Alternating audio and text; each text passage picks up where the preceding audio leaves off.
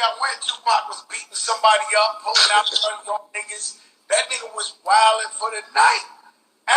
But I was talking to the Bone Thugs, and they were saying Pac was basically trolling. Like, that's what we would consider, like, trolling now. But he was just like... He was trolling, yeah. Yeah, he was trying to just make some money. He was just trying to, like... He was like, he just trying to run it up. Like, it wasn't... He, like... Because Bizzy Bone told me, he said, Pac ain't really, like, didn't like Biggie.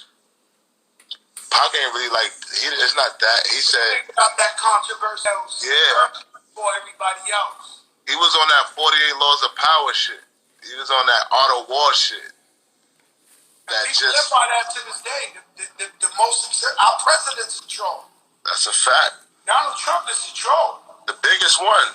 The biggest one. He got 80 million Twitter followers. What is good, everybody? It's Jay Coffee on the vid.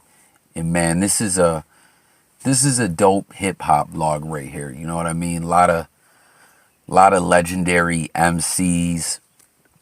Just a lot of dope hip hop history involved on this one right here. So smash that like button, make sure to sub to the channel, hit the bell, join that discussion. But you heard that clip there. That was Fat Joe on live chopping it up with ASAP Ferg. And they're talking about Big and Pac. As we know, two of the greatest of all time. The two most talked about rappers ever.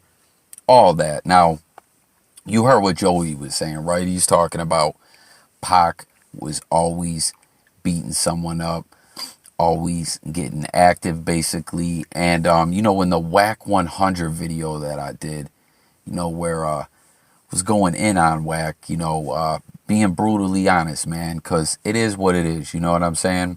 I'm a very humble, level-headed type of individual. But Whack be up to that bozo stuff. You know what I'm saying? Of course, we know all about the Nipsey stuff. And then you go back a couple years, all that greasy talk about Pac. And I've seen a lot of people say, well, he was right about Pac. He was right about Pac. Pac wasn't a gangster. I mean, listen, Pac was originally, from New York. He lived in Baltimore. He lived in Marin County on the West Coast. He lived in the Bay Area or whatever. You know what I mean? But we know... when he signed with Death Row, he was repping the West Coast hard. He was running around with some gang members. And that's what a lot of people, I believe, were talking about. Listen, Pac, it went to his head when he was out there running with Suge and with these Pyrus and stuff like that. Listen, that all may be true. It is what it is. But listen, Pac got active a lot, right? Pac shot 2 cops, who were assaulting a black man. You know what I mean? He saw an injustice going on, and he wasn't going for it. Pac beat up those directors. Yeah, they're just some directors. There's some squares or whatever, but, they came at Pac sideways. Yes, Pac ended up getting killed in Vegas and all that, but, he went and popped off on Orlando. Like, my point is, I'm not trying to sit here and be a Tupac, #1 fan, like I'm cheering for him or something.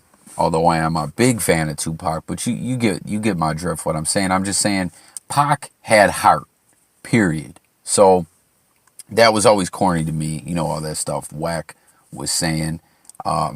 And he disrespected his mom and everything like that. But anyways, let's get off Whack 100. I'm sick of talking about that dude. You know what I mean? I'm a positive guy. I keep it positive. I keep it pushing. And I love to just do my podcast. You know what I mean? That's not the way I move, where I just sit here and talk about people. But I can't rock with that dude. You know what I mean? But anyways, you heard what Joey was saying. He said Pac was always wildin'. And then Ferg said, he chopped it up with Bizzy Bone, and Bizzy Bone told him that the Pac-Biggie beef wasn't really that serious. That Pac was somewhat trolling before trolling existed. You know what I mean? Because you heard what he said, controversy sells, and it wasn't really all that serious between them. Now, you guys, as I said, make sure to join the discussion. Let me know your thoughts on this. But listen, man, there's a lot of info that points to that the Faith Evans, situation really did happen. But there's also, talks of people, who is around them saying that they were they were on the scene when Pac and Big bumped into each other. And Pac would say things like, come on, Big, I got to get at you like that. Like, it's all love, though, or something along those lines. Like, almost like it's all in the game. Like, I still got love for you, but I got to smash on you. So when he's saying trolling, he's talking about trolling, but not the suckerish kind of trolling that we see sometimes today. But like I said, tap in the comments. Let me know your thoughts. Do you think that's accurate? Do you think that their beef really was serious? Because we hear that said, and like I said, there's been people who said that they were around when Pac and Big bumped into each other behind the scenes and said those types of things to each other.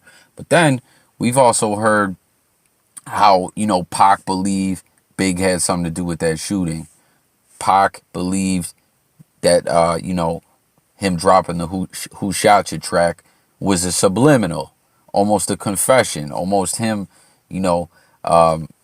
taking credit, letting him know what it was. We've always heard the song was recorded at a whole nother time, but it was a hell of a time to release the track, right?